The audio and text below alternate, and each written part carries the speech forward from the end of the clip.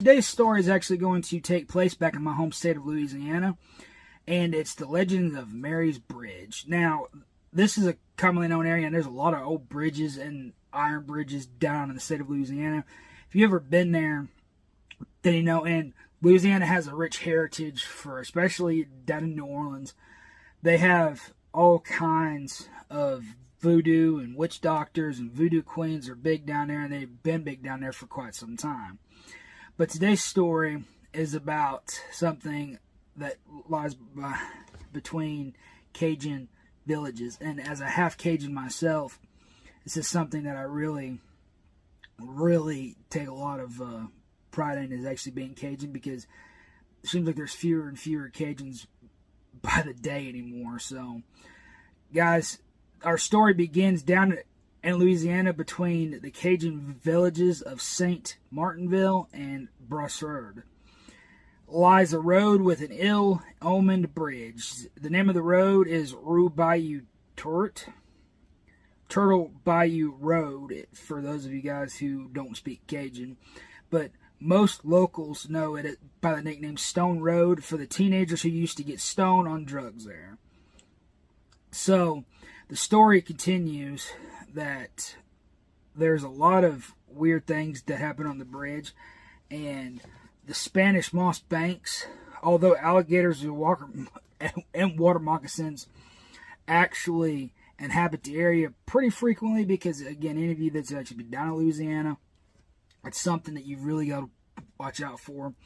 But really, growing up around that stuff, I really don't fear alligators or water moccasins and anything like that. But what causes this, or what is believed to be causing these paranormal happenings on this bridge, though, is a horrible death.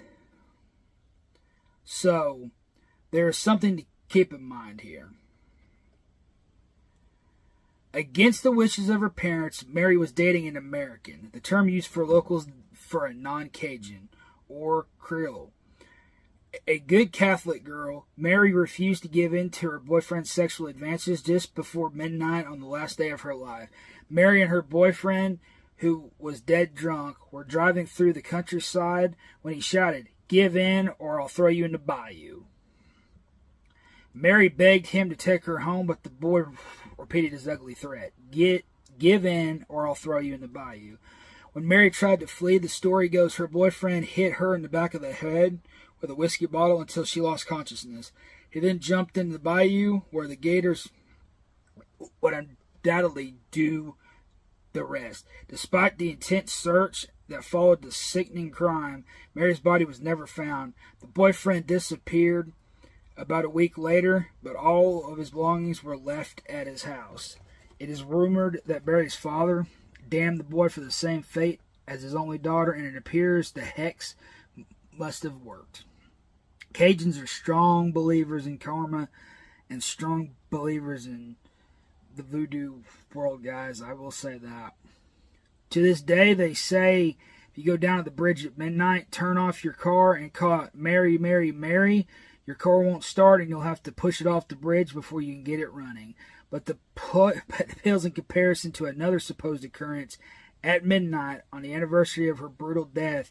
You can see Mary frantically circling the bridge in a long white dress, imprisoned there after her life was cut short by an evil boyfriend. Now, this bridge, it doesn't have an exact location. It's hard to find. I'm not going to tell you guys exactly where it is. But it is something, though, guys. And there's a moral in this story, though. Don't mess with Cajuns. It's a paranormal story. And, again, we believe heavily in spiritual, and we believe in voodoo, and we believe in a lot of things, guys. That's the Cajun culture.